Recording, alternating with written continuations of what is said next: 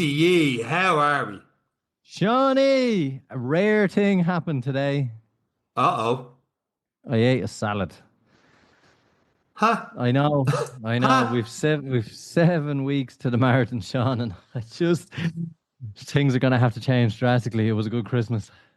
It was a good Christmas, it was a good November, it was a good October, it was a good September. Shall I I'm just continue having a great or time, to be honest. I'm having a great time just for our listeners because we've done a lot of episodes of the podcast from Dubai, Alabama, Portugal, different parts of America, different parts of Europe, Vietnam over Christmas. These are all by you. I'm still in Doha, Kildare. Qatar, Doha, yeah. Qatar. Yeah, I probably keep going for a good bit out of these last 249 episodes. Where is this week's one emanating from? I know this half's going from a farm in Kildare, but where are you now right now?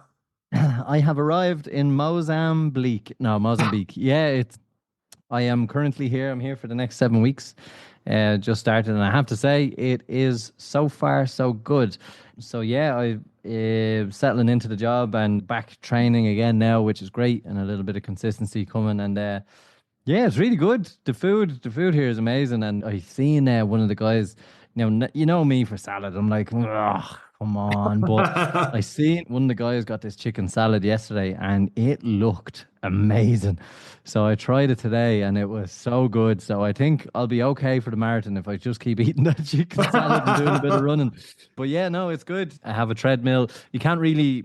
You can leave. You can go for a run and stuff during the day, but for me, I just prefer the treadmill. It's just a guarantee. So I'm going to be locked into a lot of long runs in the little gym facility that's here, but it's good. It's so far so good. But yeah, it's nice. Two plus hours on a treadmill leading up to Barcelona. I've done a couple of them. They're miserable. I've had to stick on full movies in front of me on the TV to get through them, just to keep myself entertained to keep going because they are awful. I'm sure people this weekend as well are trying to get through treadmill runs with the weather out there. But how are you going to find that with the all marathon training on a treadmill? See, it's the fear of mosquitoes. That's That very does it for me. fair. Yeah, You know, that's like it's fair. they love me. They see me like that is a big white meal, and they come after me. They hunt me So down, full of and yourself. they just love it. It must be all the sugar I eat. I don't know, but they love it. So they hate air conditioning. So when you're in the gym with the treadmill, it's very rare to see them coming in. But they had monsoons here over the last 2 weeks, and since then Wow. there's so many mosquitoes in the evening, and there's also a malaria risk here as well. So they come out sunrise, sunset. So you just kind of, yeah, I think for me to get through the next 6 weeks to fear of being bitten versus boredom on treadmill, I think I'll take boredom on treadmill 10 times out of 10. But look, it's great. Like I have a mosquito net. It's like a princess bed. My bed has this net over it and it's tucked in. But like housekeeping come in and when they take the net off and they tie it up and I'm like, what are you doing? That was my sanitized mosquito-free zone. So I didn't let them in today. I was like, no, come back next week. I'm just getting used to this. So yeah, no, look, it's a big change. It's very, very different, but very lucky where we are. Food is amazing and it's so good a meat and salad. But it's going to be a long 7 weeks to Barcelona and a tough 7 weeks. And I'm going to have to do a little bit of flexibility, I suppose, with the training plan and how I manage to put miles in the legs over the next 7 weeks and then just give it our best shot when we get there. And like so many people who are taking on a spring marathon, it is hard to train. Well, for me, it was I suppose work life balance was lacking for the last 4 to 6 weeks. But for those who are at home training with the weather, the storms, everything else, so having that flexibility of the treadmill and having a backup plan as well, and sometimes even a bike or a turbo trainer can really help you when you go for your spring marathon. I just want to acknowledge because I've been told this in person. I actually haven't told you this. There's people that come to me sometimes and go, Eric, yeah, what does he do? How is he over in all these places? And I'm sure there's people listening and saying, yeah, what does he do? We know what, we'll leave him guessing. We'll leave him guessing on that one if they don't know. Keep them guessing. I'll start just posting random pictures now on Instagram. Like no captions, just me doing something in a weird place and just no context, no nothing. But yeah, so it is good. Look, very fortunate. But I suppose like you know, I'm kind of confined to a room. So when I'm working, I'm back in the room. You go to the restaurant, you're back in the room. You work on your laptop, do a few different things. Like to go outside, it's fine. You can go outside during the day. At night, it can be a little bit dangerous in places. Not so much, but like, if you put your hand near a fire, it's fine. It's nice and warm. If you get too close, sometimes you can get burned. And for me, risk versus reward, like as nice as it is to be somewhere mad and magical, to be honest, it's work and resort and home. There's a couple of guys that go running outside here. I'm gonna go for one of them and run along the beach and the coastline and whatever we can. But yeah, you just have to be, I suppose, a little bit more careful and carry some cash in case you need to pay your way out of a situation. But yeah, for the most part, it's a great experience so far, and I'm actually really looking forward to settling into the training now and having that consistency. Last and 7 weeks ago, the pressure is on, and I was feeling it this morning. I kind of wish I had a chicken salad or two myself over the last couple of months. Yeah. Otherwise, I wouldn't be so heavy footed and put my foot through a treadmill. So I had to go out on Sunday morning, and I'm looking outside now in the afternoon. It's actually all right out there, but the morning it was. I knew the storm was coming. I knew it was going to be mad. You're going for that long run. You need to get a long run in, otherwise you're going to feel awful about it. And especially with Dundee coming up in a couple of weeks, I know I've not put the miles in the legs. I'm like, right, you've got 2 hours, you've got to record a podcast in 3 hours. You need to either go now or don't go at all. And that's the one thing I'm struggling with. If I've got 3 hours to do a run, a 45-minute run, I don't start 2:15 in. I just need to get over myself on that. But I went out. And like straight away, I thought an hour before the rain hit, the rain started hitting, it started getting mad windy. But YouTube Beautiful Day was playing in my head, somehow. And it just happened to be in shuffle, and that came on. And I thought, there was something comforting about going for a run, knowing it was mad to go for a run, and that no one was out there running with me, even though I was freezing my nuts off out there. And then I get to like the next town, and there's a load of people running the opposite way to me. I'm like, oh, I'm not alone. This is just something that you kind of have to go do. And other people have spring marathons and Dundee 50Ks and all the rest coming up. And it's just mad seeing more and more people out there. Whereas a couple of years ago, I'd be like, who's the nutter going for a run? It's like, who's all the nutters going out for a run? And then someone's cycling up the hill against the wind. And it's phenomenal. But we're all batshit crazy going out in that weather. Yeah, I really don't envy it at all. I wasn't enviable. It wasn't like I got back and it wasn't a runner's high. It was like, what the hell was I just needed to get that out of the way and get it done. I was happy with paces, but I was just like, oh man, it was so cold. It was just that miserable kind of day. Yeah, look, people can call me soft, but it's a choice at the end of the day. Like to be honest, like you gain something out of it. You come back and you're like, that was really crap, and I didn't want to do it, and I still did it, and I get that bit of callous in the brain. But if I have a choice to do that in Dubai or you have to choose the better option. It's but it is good. But you do, not that I miss that from home. Like obviously I'm kind of confined to a treadmill now, but that's okay. I've kind of made my peace with that. But there is elements when you see people out for a run, or you're following people's Instagrams, or you see the Phoenix Park, or you see the snow in the hills, and you're kind of like, oh, there's a part of that genuinely you always kind of miss. But yeah, it's still great. It's still good to be training and keeping ourselves busy and doing the best we can. And I suppose we are the two average guys that interview exceptional people, and that's I think I'm staying true to my character on the podcast by being average, but it's good. And this week is no different. We do have an exceptional person this week. Absolutely. And this is one of the reasons I knew I had to get out Sunday morning, because we recorded this one last night with our next guest, and just all the stuff our next guest has done and the commitment to training that comes across and the competitiveness and everything goes with it. I was like, oh man, I can imagine a 2 hour run in the rain. If this person can go through everything they've gone through from triathlons and everything else, it's an incredible story. And I think we're just going to go straight into this week's episode of the Any Given Run Day podcast. And the best part is the intro, Sean. You had fun with this one. I was just about to say let's go and all. I don't even know why I wrote this intro for myself. I screwed myself. Apart from the intro, it is a fantastic episode of the podcast and just an absolute inspiration that our next guest is. With that said, before you get another cheap line in on me, let's go.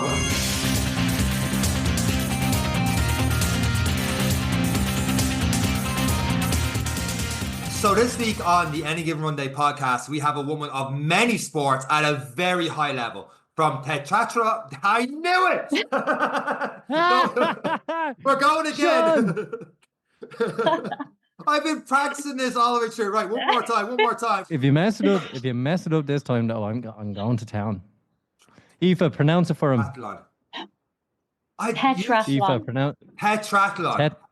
Yes. Tetrathlon. Take two. And it gets only worse from here on my end, and Aoife knows where we're going with this.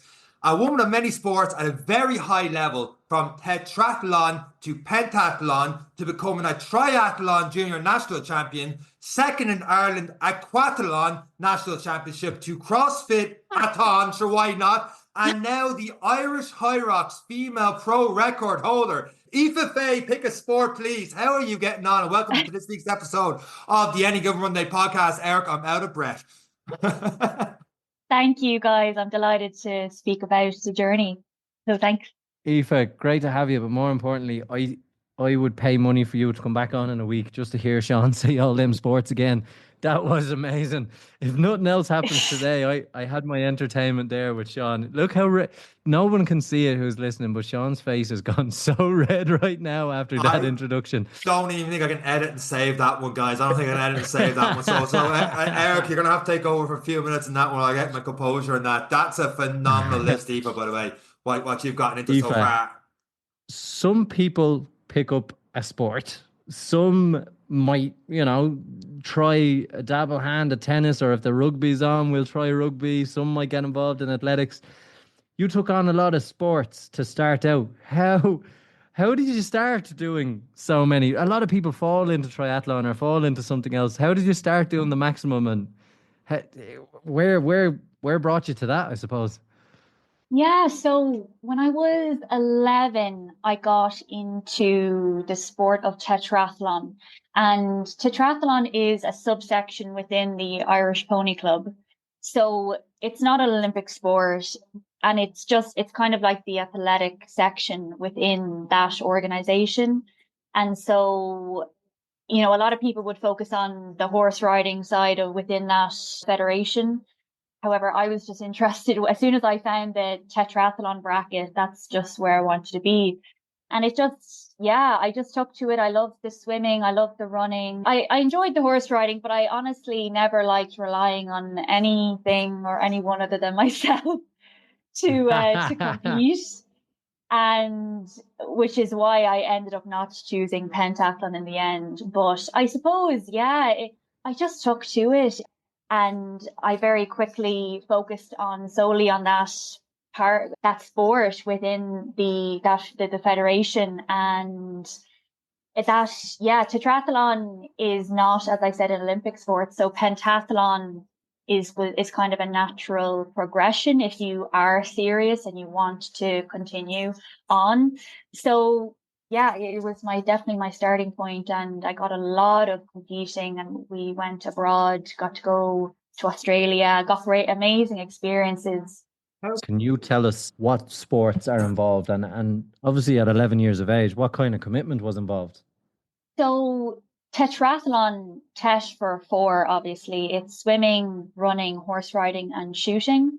As a junior, you shoot with a rifle. As a senior, you shoot with a pistol, I think now it's air pistols. So yeah, I think at the beginning, we were in the on the Loud tetrathlon team, and it was very it was kind of supposed to be very friendly, but I was just never going to be at that.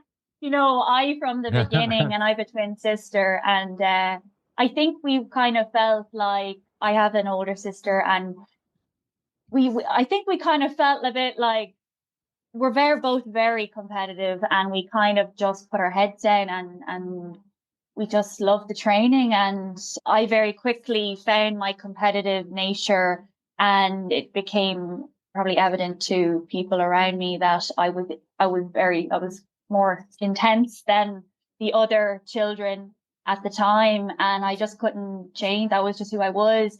There's a massive social part of that within the Irish Pony Club that I just wanted to train and compete. And so at the beginning, commitment wise, like I was just going, like a few times a week to training, but I lived with this, I just wanted more. This wasn't enough. And then I got really frustrated at that age that there wasn't a swimming club in my area, and very stressed about it, actually. because I cared and I wanted to reach my potential. And yeah, so it wasn't like I really built from there, and yeah, it naturally increased the amount of hours I was training. And then as I looked beyond that sport to what Olympic sports are there, then I really nailed down and got working with some coaches. How was that from obviously 11 years of age? Like family competitiveness is there. And I suppose parents listening are probably like, my two 11-year-olds are competing with guns. What can Yeah. possibly go wrong? When you're moving on up into that competitive nature and all these sports and obviously at a young age feeling that, I suppose, anxiety around everyone else is getting better in the pool. I don't have a pool.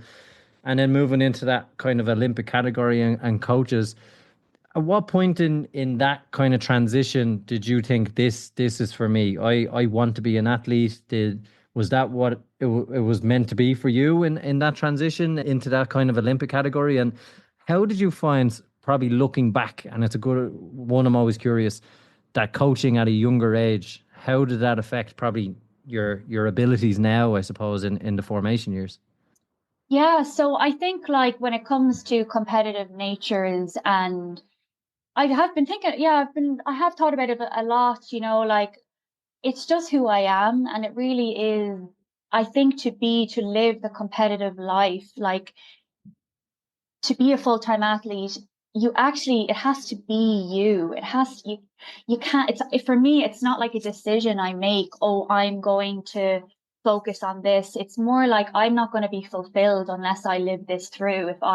Wherever this goes, who knows, but on a day-to-day basis. And I tried life without competition and just kind of, trying to live the simpler life. And I, I'm just not made for that. And I don't think I wouldn't have been fulfilled unless I got back into competitive sport after I took a few years out. So I do think I was always the same. I feel the same as I did back then. And I think yeah, it's just about finding something in the physical world, I guess, that kind of aligns with your internal world.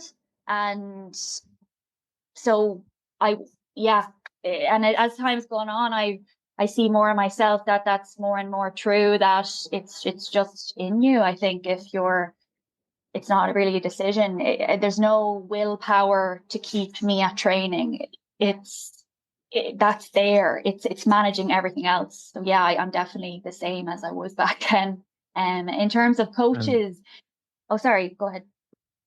yeah, no, I was just going to say, and in terms of, obviously that's a coach's dream. When you have someone that enthusiastic and that competitive, you can work with that and mold that into an athlete. Again, how was that for you at that age, and at what age were you introduced to that kind of high level of coaching? Yeah, so as I said, I was quite a bit frustrated at one point when I knew there was something in this that I wanted to really apply myself to.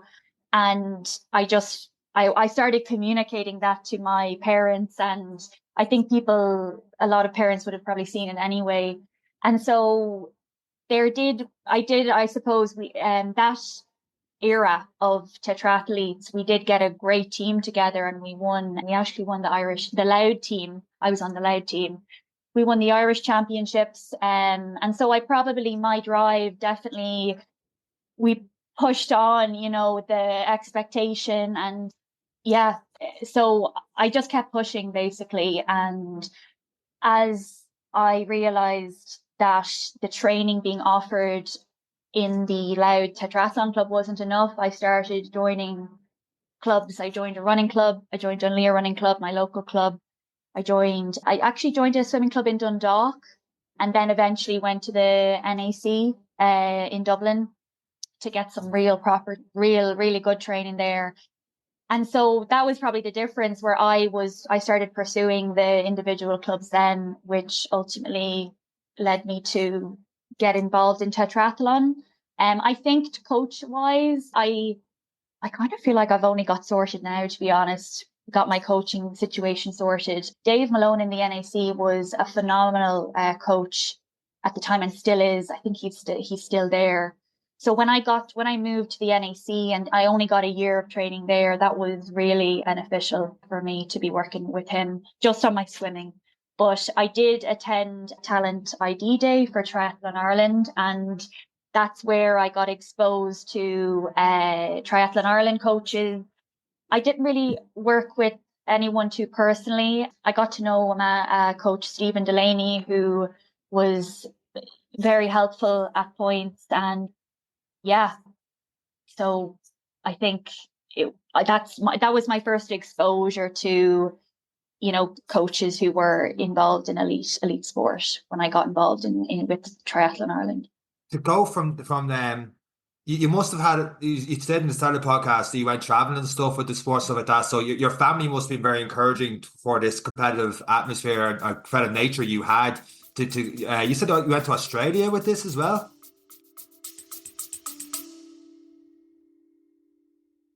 Winter training? You need UltraPure Laboratories Wintergreen Heat Rub Cream.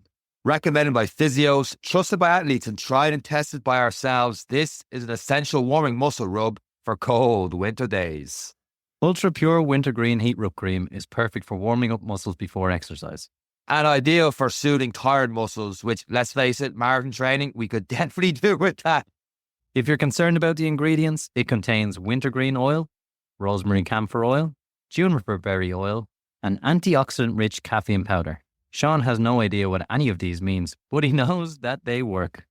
It keeps me warm too. Apply UltraPure Laboratories Wintergreen Heat Rub Cream liberally on problem areas such as the legs, arms, back, neck, and shoulders, and massage as well. But rinse hands well with cool water after use. I have made that mistake. It is not fun. Guaranteed Irish and made in County Mayo, UltraPure Wintergreen Heat Rub Cream is available in pharmacies and health stores nationwide. Shop the UltraPure Muscle Recovery range in-store or online and find out more at ultrapurelabs.ie. By listening to this advert, you are supporting Irish podcasts and Irish businesses. Let's get back to the podcast. Yeah, so I think my dad he shot for Ireland back in his day, and we talk about this all the time. Like I think my mum is still trying to understand me, but my dad definitely gets the, you know, the focus, and no, they're very supportive. I think, yeah, like sport, honestly, growing up, it was a lifeline for my teenage years, to be honest. It was kind of a form of, it's what got me through some really difficult times growing up, and with my dad got very sick. So it was honestly something, it became very important, and that no matter what was going on around me, that I just made training, because then I felt like when, no matter, even if the house felt like it was falling down, I was keeping up a responsibility I had to my future. And obviously not knowing what the future would be, but once I made training, it just was like everything else, I'd get through everything else. So I'm very, triathlon, especially that time, was very, I'm just very grateful to have had it. And it makes me very, just like, I just care about my training, and because I know what's got me through. So yeah, it can be. And it's one thing as well to kind of probably not knowing what it was at the time, but understanding that in times of uncertainty, consistency in one element of your life can be that lifeline, or the kind of monkey bar effect, where you have to keep one hand on something and you'll eventually grab on with the other. And sport, I think, is that for a lot of people. And when sport was so big for me at 15, 16, looking at, could I be a professional footballer? Could I make it here, there, you know? And it's an unusual time, and you're trying to balance education, you're trying to balance all the other stuff that goes on in families at the time. And it's, I suppose, keeping that consistency in one thing can really, like, it's one, a distraction, and two, probably develops you along with other stuff. If other developmental things, like obviously your dad being sick, can have a negative effect on certain parts of your life, and people probably don't realize how important it is for younger people in sport to develop. And we talk to so many people on this podcast about resilience and learning how to deal with adversity, and definitely when you're taking on triathlon, you're dealing with a lot of adversity, you're dealing with a lot of training and a lot of consistency. When you look now towards you as an adult and an adult athlete, do you still think, again, we're talking about the formation years, that resilience started from then, and you tap into some of that even still? Yeah, for sure. Yeah. And I think recently, as for the first time in my life, I feel like I've found my right path. All paths lead to the main road, but I kind of see every other path as like a back road, and now I'm on a main road, and it's taken all this time to get here. And so looking back, for sure, that, like, oh my gosh, even getting to races, back then it took a lot for me to just get to races. And, my dad brought me everywhere, even when he wasn't well. And it means, I think when you look back and see what you got through and how much something helped you, it feels like something you have to take care of. And I definitely back then had to take care of that. And now, if, when whatever I'm going through now, because I got through that, and it added so much value. Like I said, it was a lifeline. You can feel quite protective over something now, and I still feel like I have to constantly watch out for, I think we're the only people that will look out for our dreams and our biggest goals in our life. And all along, I think, I felt like the little protector of that. And but definitely, I never forget that time. Yeah, no, they are the forming years. And yeah, but I still feel the same about training. Like, it was always there before, after. So I think that was probably a raw ingredient that I probably just always had, that focus for training. Yeah. Looking at your resume on paper, we talk about like triathlon junior national champion and all these other events and stuff. When you look back at all them, and talk about your training growing up there, do you focus more on the training and the day to day and the keep the discipline side of things, or does certain events pop into your mind first? So I think at the minute with Hyrox, you have to be on the ball with entries because the tickets can be really hard to get. So I definitely would have what are the absolute races that I want to do, and make sure they're sorted. And then, and that wouldn't be like too many in a year. Recent races I've done, they were actually, I just got asked to do 2 doubles races. So that was like the tickets were got. But yeah, I think you're constantly, as an athlete, trying to, especially because I'm working full time, you're trying to focus on manage the micro details and the macro. So it's a constant juggle between making sure your year is sorted and your entries are in, but also that you're keeping on top of your daily responsibilities. So people listening to this, Aoife, have heard the word Hyrox once again, and they're like, what is this thing that keeps showing up on this running podcast? But as many people have said, and a lot of endurance athletes have said, and you've kind of alluded to, is endurance sports in your younger years have led to this main road, which seems to be suiting you now. How did you hear about Hyrox? What was it to you when it first arrived on your doorstep, and how did you get involved in it? And obviously, what path has it led you down now? So I heard of Hyrox, I think it was on YouTube or Instagram for sure. And I was at a strange time in my life when I actually went to university to study biology and do triathlon. And I came home and I actually took some, like, 2 years out where I was just I just taken a break from competing, kind of seeing what did I want to commit my life to type of thing. And I ended up deciding, okay, I think I'll give triathlon another push. And while I was in that, during that time, I remember where I was sitting out in the conservatory room, and this thing came up. And the funny thing is, 2 weeks before that, I actually remember I said to my brother, I said, I just wish there was a sport that mixed CrossFit and triathlon. I actually said that to him. And 2 weeks, I think it was 2 weeks later, this thing pops up on my phone. And it was like an instant decision. It wasn't even decision. I just knew that I would do that.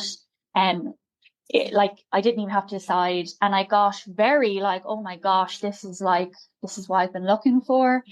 But the thing at the time, I had just started a master's, and as I said before, I just wasn't fully ready to let triathlon go, because I was halfway kind of getting ready. I think it was almost the summer, and I'd done all this training. And so I said, okay, right, realistically, it's not my time yet to do this. Also, Hyrox hadn't come to Ireland, and I couldn't afford to go to the UK even to do it. So, and like I said, I was just starting a master's. So I knew it was just a matter of time. And this summer, after I just finished my master's, I found a CrossFit gym in my town, and which is SKF, and I'm still training in SKF. And I just kind of wanted to get back into physical, like functional training.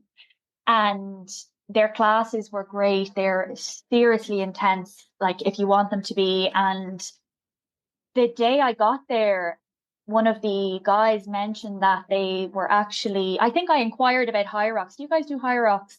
And he actually said, yeah, and a group of us are going to Barcelona.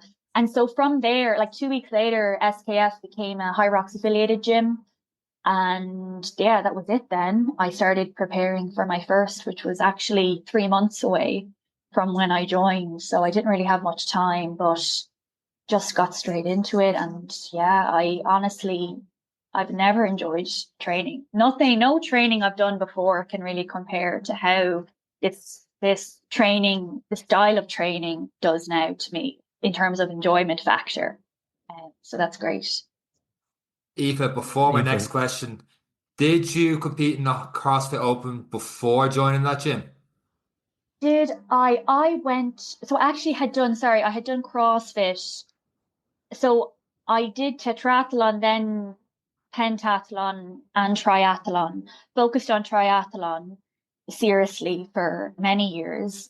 And then I got a scholarship, triathlon scholarship to the UK, but actually left that team after 2 years because I found a CrossFit. Yeah, I was really burnt out, basically. I just wasn't happy. And I went back. I took a summer. I came home from university, and then I found this CrossFit gym that was on the street I was going to be living on.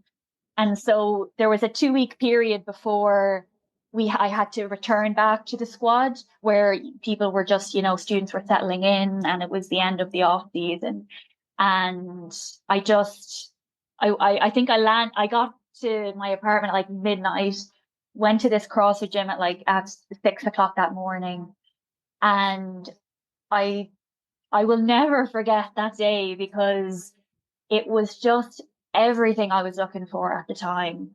And the gym and I still, every time I go back to the UK, I go to CrossFit Forth Valley, because I still have some of my best training memories there. And so it was just like a whole breath of fresh air. It was everything I needed. And the gym, at that CrossFit gym, actually focused on kind of like, there were basically Hyrox. It was basically Hyrox training.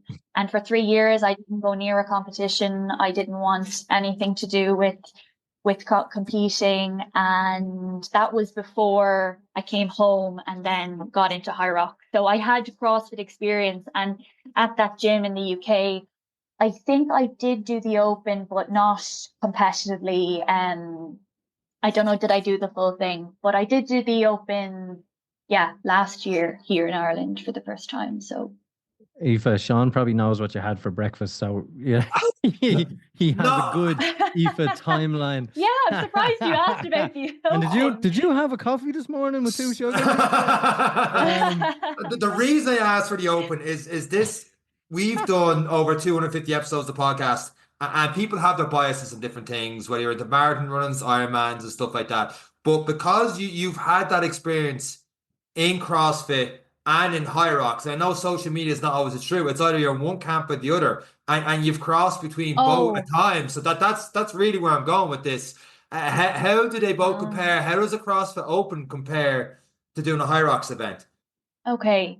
So when I started CrossFit in Scotland, in CrossFit Forth Valley, like I said, the gym, it wasn't really like pure CrossFit where, pure CrossFit is, to my understanding, it's a lot about power and speed. I'm not built like that. I never was, extremely fast and powerful. I come from an endurance background. So they did the CrossFit gym there. Trevor, the owner, he would have done a lot of the sessions were like Hyrox training, and that's why I loved it so much. So my introduction to CrossFit kind of felt like Hyrox, and I kind of just avoided I just had no interest in 1 rep maxes, so I just didn't go to those classes. I just went, Very fair. like I just went to, so I kind of made it Hyrox, and then I was adding my own running on, because see, for CrossFit, for me, at the time, it was everything I needed, especially because they had the kind of endurance. The gym focused on longer CrossFit style sessions. There wasn't enough running for me, and I didn't have an interest in 1 rep maxes and all that. So I did change it to suit me. And like I said, I did more running. So eventually I realized what CrossFit really was, and that obviously it's a high skill based sport, and you need to be able to do well. You need to really enjoy weightlifting. And I really enjoyed the gymnastics. I did gymnastics growing up. So that's something I would happily have, committed to and got better at that. But yeah, you definitely need to love the weightlifting. And I love cycling a barbell. I love thrusters. It's just, the pure weightlifting. I wanted to just be out running, or jumping over a box or burpees. That's all I wanted to do, really. So it was a great introduction. Like the gym in Scotland they still do endurance Sundays, and that was like just my favorite session of the week, because it was a full hour of and you could be cycling a barbell, and there was a load of barbell complexes, but there was a lot of running involved. And so looking back, it was basically Hyrox training.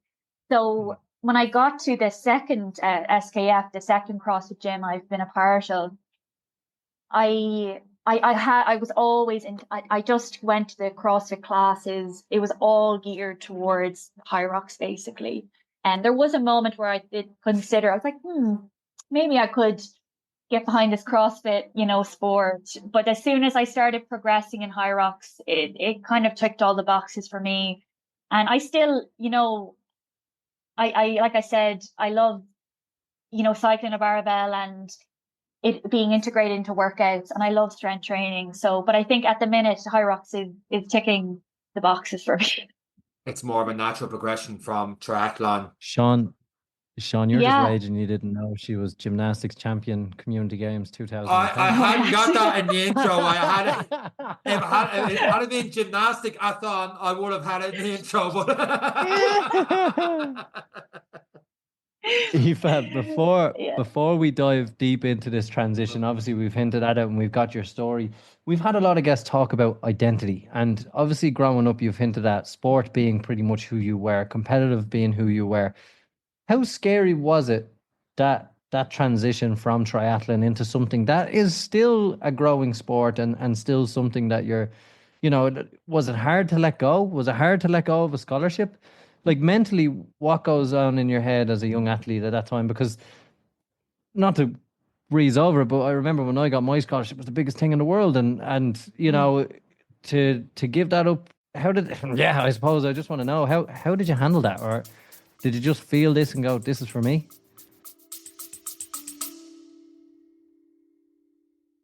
Looking to recover faster, train harder, and perform better? And then what? Perform Nutrition is one of Ireland's leading sports nutrition brands with a number of great tasting protein powders, a range of vitamins, as well as other supplements such as creatine. All products are made in the GMP facility in the west of Ireland, and they have a range of batch tested and informed sports certified products. Perform is trusted by a number of Olympians, Hyrox champions such as Sean Noble, he was in the podcast. Yeah, right, he was. Also CrossFit Games athletes such as Emma McQuaid and many more. Perform's goal is to offer the highest quality, best tasting nutrition products for competitive prices, and now you can get an extra 25% off all products with the code AGR on their website, performnutrition.com. 25%! I'm typing it in now. And don't forget, we are supporting Irish companies. You are supporting this podcast by listening to this advert. So support Irish, get behind your podcast and get behind your local businesses. And until then, let's get back to the podcast. Yeah, so it was a massive deal. Like I said, having gotten the scholarship and finally got to a place where I had, professional coaches there working with me every day. I had all the facilities at my fingertips, was like Aoife's like dream come true. That was all I wanted growing up. And so I did the first year, and it really, it just, obviously balancing studying and sport it was not easy. I think whatever the year was very difficult. I was exhausted. The environment I was in, didn't feel like I was thriving in that. And so by the end of I think it was a year and a half, I just knew that this wasn't what I wanted. Not that whatever I was experiencing at that time wasn't a quality of life I wanted. Whatever combination was going on, environment, schedule, coaches, all that, it just wasn't the right fit. And it was hard to let go, I suppose, of it wasn't an easy decision. Like anyone who knows me, I'm very, I just keep going until I just keep going. I don't give up. And this, I don't want to say that, leading that squad, I just know, it would take a huge amount of probably, some type of pain, emotional pain, maybe, for me to do that. So I trusted myself, and I didn't let go immediately. I did kind of go to some sessions. I spoke to the coach; he was very understanding. But ultimately, how I felt, it became about quality of life and how I felt when I started doing a different type of training. I couldn't say no to that. How much joy I was getting from, to put it in context, I would go to those CrossFit classes in CrossFit Forth Valley in Scotland, do the 6 a.m. class, and all day I would literally find myself thinking about the session. I just was on this, and looking back, I realized, okay, that's probably an indicator why I'm still doing this, but I would be going to, college, university and classes, and I just couldn't wait for the next day to go back and do another session. Or sometimes I went back and did the same class. So I think looking back now, it makes sense why I enjoy Hyrox so much and why I let go of that scholarship, because my quality of life and of experience, it couldn't compare to what I had just found. I remember I did show up for it. So when I went back for the second year, there, like I said, there's this 2 weeks where athletes on scholarship, they're settling in. It's still their off season. So during those 2 weeks, I had tried out this CrossFit gym, and I just didn't tell the coach on the tri squad. And so I didn't tell anyone. It was kind of like this little secret I had. And then I started going back on the squad. And all I could think, I remember being in the pool one morning. I was like, oh my gosh, all I want to do is be in that gym. And so the decision happened quite quickly then.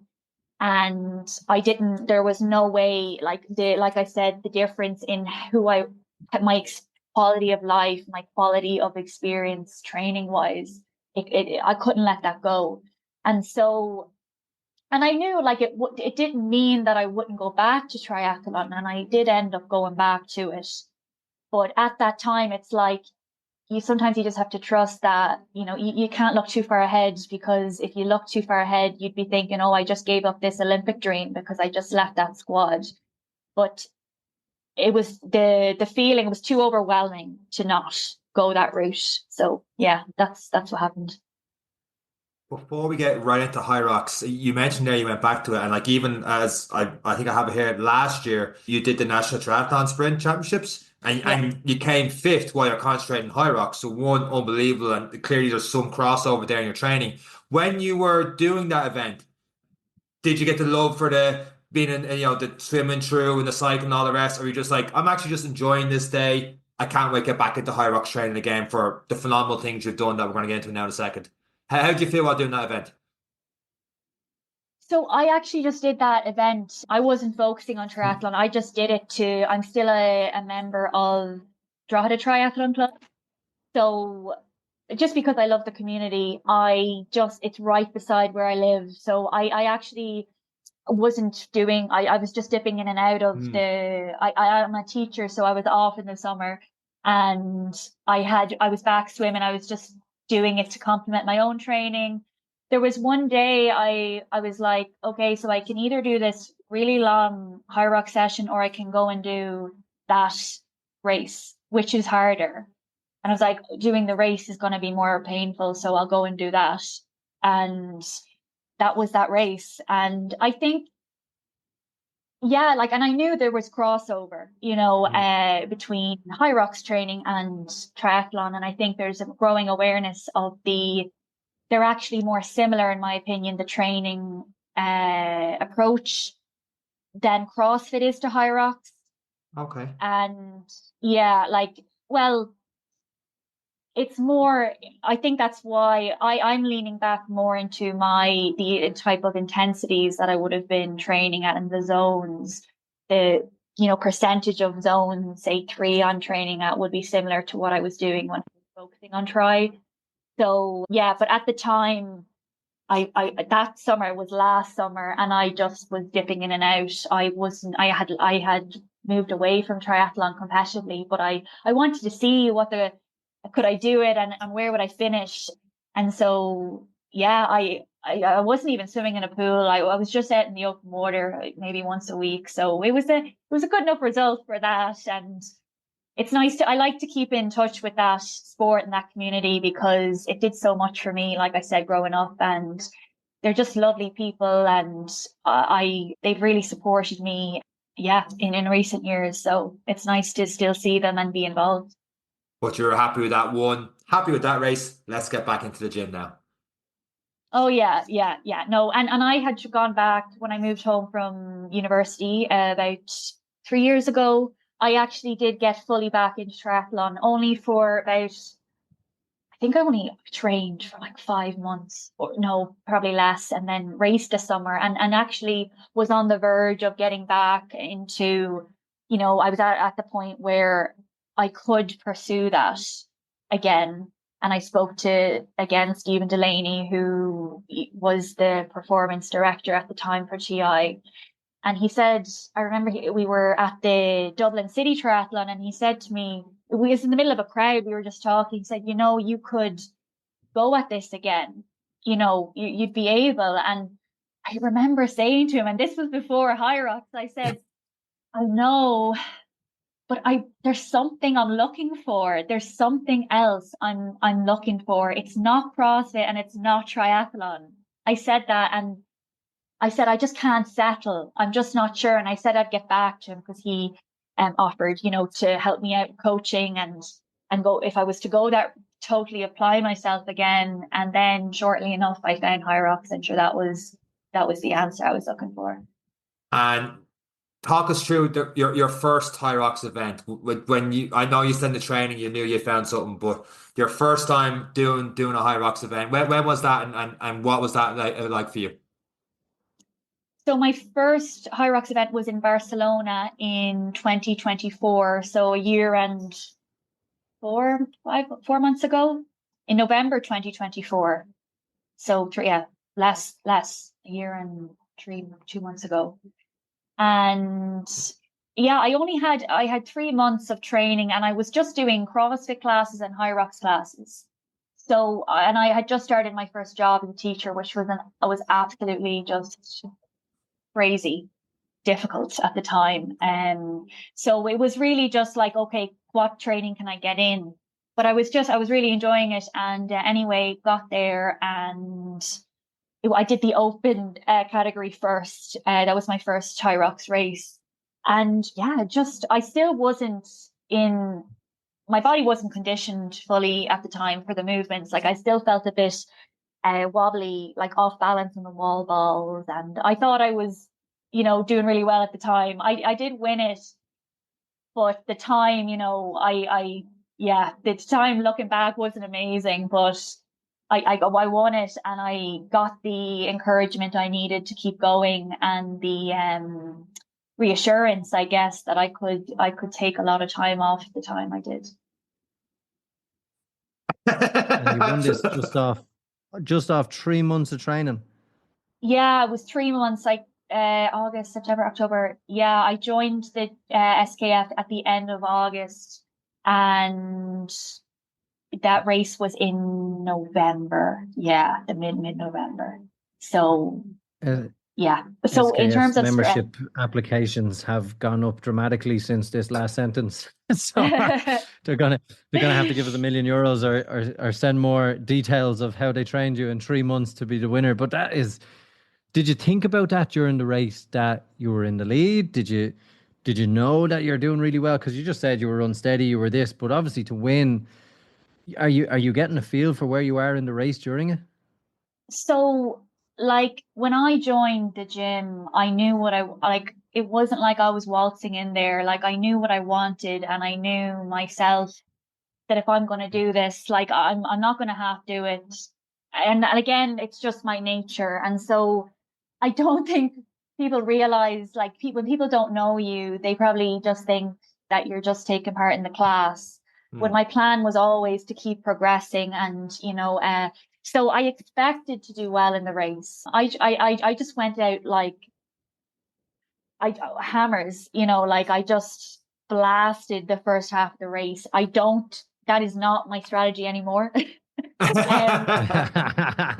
at the time it was all I knew, and it's the only way, unfortunately, it's the only way I really knew how to race. And it's only now, when I'm working with Megan Jacoby, that we are totally revolutionizing my approach to training, and to training and to racing. So I just went out and I blasted it, and I just led from now. Obviously Hyrox is done on a wave basis, so it's basically can become a time trial. And so there was actually a girl in the second wave that, I can't remember how far off she was from me. Or actually, I think I was pretty clear in Barcelona from a close second, but in Glasgow a few months later, there was a girl very close in second in the next wave. So I was still learning at the time that you have to approach it as a time trial. So that was Barcelona in November. I've heard you say it takes up to 5 races. You said 5 races or something in one of your posts before you realize getting into the swing of things in Hyrox and how it went. How much different is it to racing something like a triathlon where you are well, in some cases side by side, someone starting? Like what were the main things you learned over those 5, 6 races? Was it just pacing or how you felt different stations, or what was it? It was confidence in how to race Hyrox. And I'm still learning, like every Hyrox I do, I finish and I'm like, oh my gosh, like if I just did this and that. And it's like a feeling like you get when it's familiarization with your what is going to work for you, how you're going to optimize yourself in this race format. And every Hyrox I do, it's like I have clarity on what to do next, and if I had just pushed there or held back there. And so I'm still learning that. And yeah, the 5 race rule, someone said that, a reliable source. I think all I remember is, okay, I think that person knows what they're talking about. I can't remember who it was, but I trusted the person. And yeah, like I think it's pretty true. It's a lot, although it's only like just over an hour of a race, it's a lot of pulling parts to it. And your race strategy is so important, more so than triathlon, in my opinion, because there are less components to triathlon, and it's more, with triathlon, you just kind of have to swim not in a straight line, but with Hyrox, there's so much more going on, and you do need to be far more clued into your paces, your times, your laps, your movements. So it's a far more complex race, and far more. I think it's more intense than triathlon, unless you're doing sprint triathlon. There's a good bit of crossover there, I think, but standard middle distance or Olympic distance triathlon, it's a far more, just running a straight line and cycling a straight line. When Hyrox, obviously, there's just so much going on at a very high intensity. So you went from Barcelona, and I assume that was open category, and then you went Yeah. straight into pro because that was the first race. You want to see how you went for pro? You do a few more opens, or I'm assuming straight into pro. I want to jump ahead because you've a lot of flags, but one of them, well, flags that people don't know. A flag, you get top 3 position in the Hyrox, you get a flag, whereas in age category or overall. And Aoife's done a lot Look of at them you with all the overall. lingo, Sean. I Look do at my you. homework here. I do my homework. Grown up. Well, for me, it takes a lot longer than an hour to do a high rock, so I don't feel confident too much here. But I I'm not want to gonna talk lie. about, you did High Rocks Pro Dublin last November, where Yes. you hit the Yes. record for the Irish High Rocks female pro record, and the time for that one. And I know you talked about it being a time trial, but am I right that saying you were going head to head with Lucy Proctor throughout that entire race, that you guys both started in the same wave? Yes, we did. Yes. So that was not a time trial. Yes, how was that? No. That was amazing. Like, I mean, actually, in terms of the race experience, I wasn't happy with it because by the time I got to the lunges, I felt I had no fight in me, and that was just concerning me a bit because that's not my usual self. So I was more concerned about that. Like, why didn't I have that fight when Lucy started? We were battling it out, and I was just more so disappointed in myself. But I think there were reasons I've learned what to do next time, that won't happen again. And I really think being there all day, pretty much all morning, didn't help my mental freshness. And I will now make a point to only show up, the 90 minutes or 2 hours before, because it's such a stimulating environment. It's crazy. Like, everyone knows that. And the speakers, everything. And when you're racing at that like level and you're trying to break records or set new ones, and against, athletes like Lucy, you need every percent. And yeah, so I think my plan was, I actually texted my coach at the time. I said, okay, I'm just going to try and hang on to her. And sure, then that was not the experience at all. I was up there, we were battling it out. I was very comfortable just up to that last point when my mind it wasn't even my body, my mind I didn't have that absolute fight that I usually have. And I think when I saw the time, I was like, I didn't expect to be getting those times at that point in this season. So that was still exciting. And to be up racing with Lucy, who I had never raced before, but obviously knew of her and her that she's a great athlete. So that was very reassuring at the same time. When I hear about Hyrox in the gym and stuff, I hear when it's female Hyrox being talked about, Lucy's name is always mentioned up there. And just for people listening, because you didn't say the times, I will. Lucy won that one in an hour, 2 minutes and 57. And you say you lost it in the lunges when you still had another 1 kilometer and wall balls to go, but you were only like 25 seconds behind her, which means you were probably side by side and the wall balls are pretty close to her. Yeah. How was that feeling of trying to burst through the wall balls, knowing she wasn't, because you must have seen her when you're doing the laps and stuff as well, because with Dublin, the way the lap scheme works, you must have seen her maybe turning on a couple of straights or something, I don't know, or knew she was that close, and you're on that wall ball near her, not too sure what number she's on, probably making sure everything is right for you to get your wall balls in order as well. Like, how was that feeling near the end? So this is why I was so annoyed with the race experience, to be honest, because I thought she was further ahead than she was. And I know we all, I think, learned this the hard way, but really there was only about max 15 wall balls in it. And I thought there was more. I actually kind of thought that it was over, and it's terrible, and I will never make that mistake again. But again, I wasn't fresh, and I wasn't just, totally, yeah. Well, listen, I kind of bet myself up enough about it, so I won't let it happen again. But I didn't realize there was such little in it, and yeah. And now I've actually since then, I never, like, I think I never ever want to go through experience that again, that race experience. So I've been training the 100 wall balls, like just hundreds, 100 at a time after sessions, so that I can actually plan out that journey from 0 to 100, so that I've been there before. When at the time there in Dublin, I hadn't been practicing wall balls of, in big chunks like that. So I wasn't confident in my ability really at the time to just blast them. Yeah. So, but you can train for that. And I have been now, and now I know, like, it's like, oh, every time you do 100 wall balls, you get to 30. Okay, we're at 30. Then I know I can get to 50. And you just kind of talk yourself through it.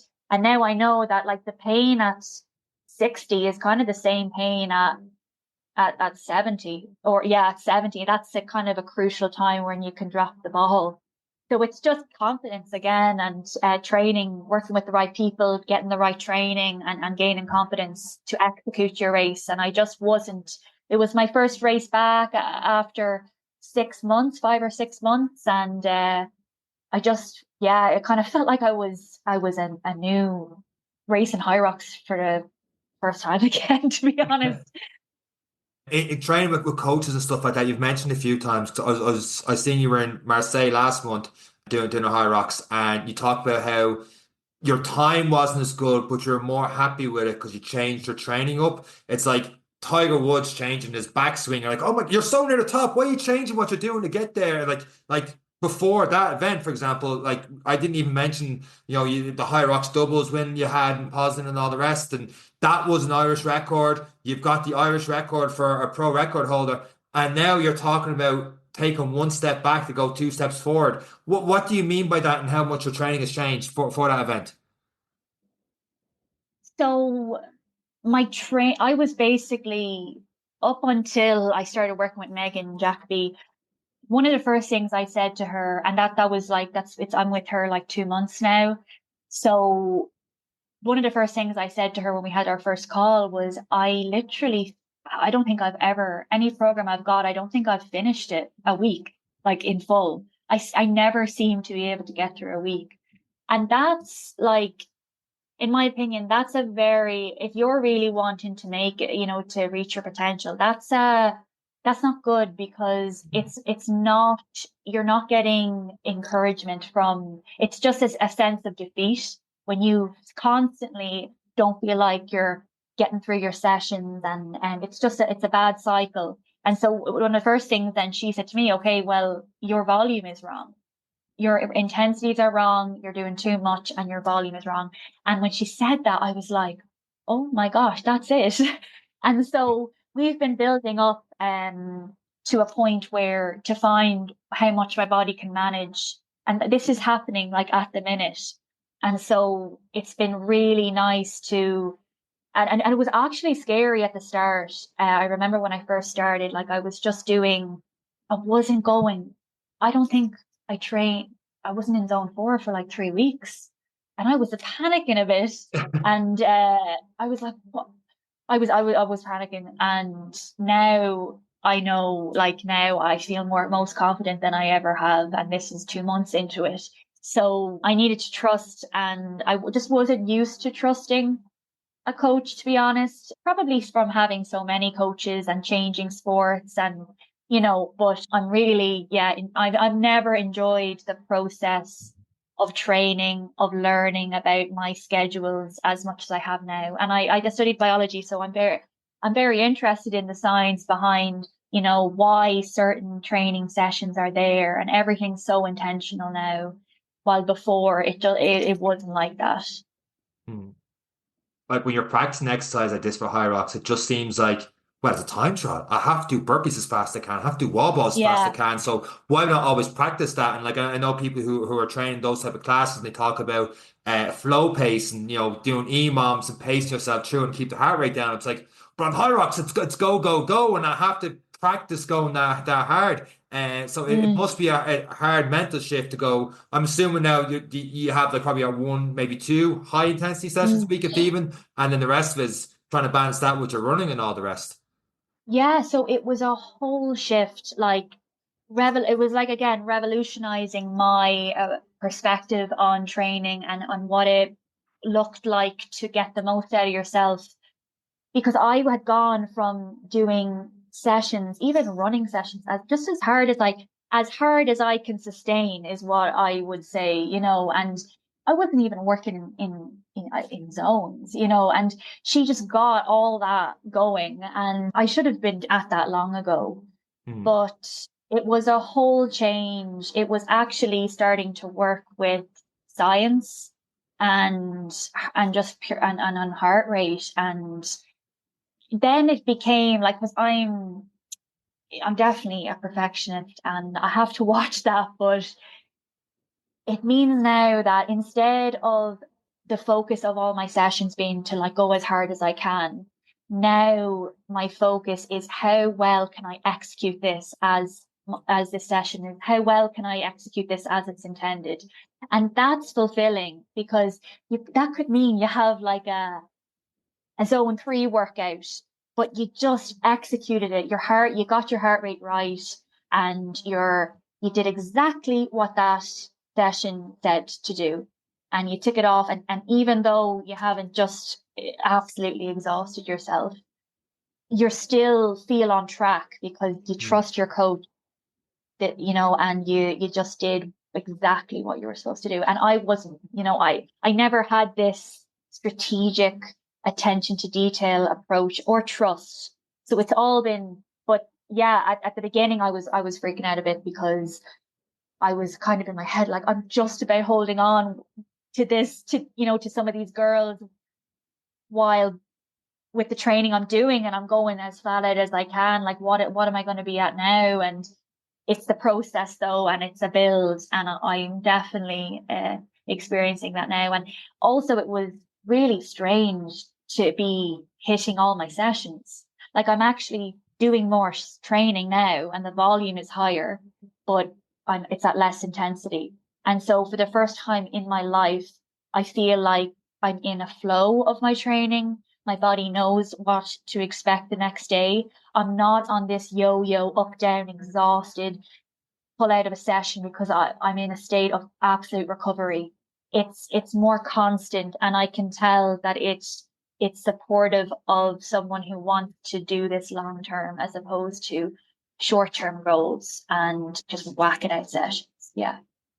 How did you find, and I suppose when we talk about volume, we've had people on who've done Ironman, ultramarathons. When it comes to volume and training in Hyrox, what does a day look like? So people have a perspective. Those who've never been in a CrossFit gym, like myself, I have an understanding of what happens in the event. I know the stages, but in terms of volume, what kind of volume are we looking at there? What would your day look like? Is it 2 a days, 1 a days, split days? What way do you work your training now? So at the minute, like I'm still, as I said, I'm only 2 months into this new training program. So we're still building. But at the minute, I'm looking at a few double days. So that could be, well, I think could be 3 or 4 double days, or probably 3 for sure double days. And then the rest are single days. Some are longer sessions. So say on a Thursday there, I had a 3/4 simulation. And in that case, I only train once, and that was on Thursday because I'm also working full time. And so, yeah, it's a mixture of double days and single days at the minute. Yeah, and longer sessions on the days that I am only doing single days. Aoife, I have a few people that I coach in the gym as a part of small group personal training that I had the soundbite from you in terms of flow states and pulling back and stuff like that. And now they're after hearing double sessions. I'm like, oh, Aoife, what did you say to them? They're going to be like training twice a day all over and killing themselves again in the gym. And this next question is not going to help. You did the Nice World Championships last year. So, and I think it was fifth in the world now you are in your age category. Yeah, I was fifth in my age group. Yeah. What's next? What's next? Yeah. Now. With that sentence behind, I just put you really high up there for that, but well, like next is I'm racing in 2 weeks and I'm currently on the world rankings 22nd. So I need to get into the top 15 to get into the elite 15 races. And so my next, like I said, race is in Switzerland in 2 weeks. And if my goal is to get a time that will get me into the top 15 for the next elite 15 race, which is in March in Glasgow. So that's what's next. And now how they work it is to get into an elite 15 race. Hyrox World take the average of your 2 fastest races within the last year. So basically, I just need to get another fast time like Dublin or even faster to get into the top 15. So that's what's next on my calendar. And then in the World Championships, I've qualified for the World Championships in the women's pro division, and I'll be wanting to win my age group there this year. I'll be looking for wanting overall placings as well. Like I still to speak to Megan about what exactly, what she thinks that I'm able for, and we'll talk closer to the time when I'm further along this program with her. But like I was fifth last year and I got a sled pull penalty, so definitely this year we'll be looking for a far better result. Just for people listening, what's a sled pull penalty? Sorry, sometimes I think that I'm speaking to Hyrox. I have an idea. I'm assuming you stepped out so when you're doing a sled pull, you can only pull back. Sorry. Was it 1.8 meters? You can walk back with the rope. And then did you step too far? Yeah. Was that? And then what did they penalize you with for that? So I had to pull an extra half length. So I think it was like 6 meters extra. Whoa, that's big. Now, I came out of that thinking I got off lightly because it could have been a lot worse. Like if you run, I think you can get far worse penalties like that have you out of the race. And I was still, I knew there was damage there. It definitely cost me a place, if not 2 places, that penalty.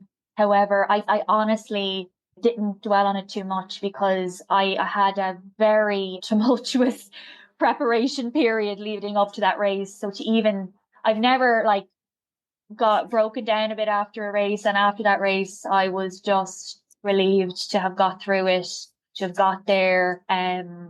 Even with the penalty, I thought, after what happened across the year, I got off lightly. So I kind of accepted it and knew that I just, progress from there. I don't know how to segue into this, but 250 kg in a sled, Aoife, is fucking phenomenal. I saw your training, how heavy you push a sled, and you're talking earlier about power and speed. I'm like, I'm going to hit her somehow segueing this 250 kg sled, but I know where to segue it in. I just want to bring that up there at the end. Aoife, has been absolutely phenomenal listening to you in the podcast and your Hyrox journey to now, and just seeing how far you're going and what you're doing with it. I'm sure people listening are definitely taking notes on how you approach your training and all the rest. It's been absolutely brilliant having you on. Thank you. It was great to talk about your journey and really enjoyed it. Thanks, guys. And that's it for this week's episode of the Any Given Monday podcast. From myself, Aoife, and Eric. Take care.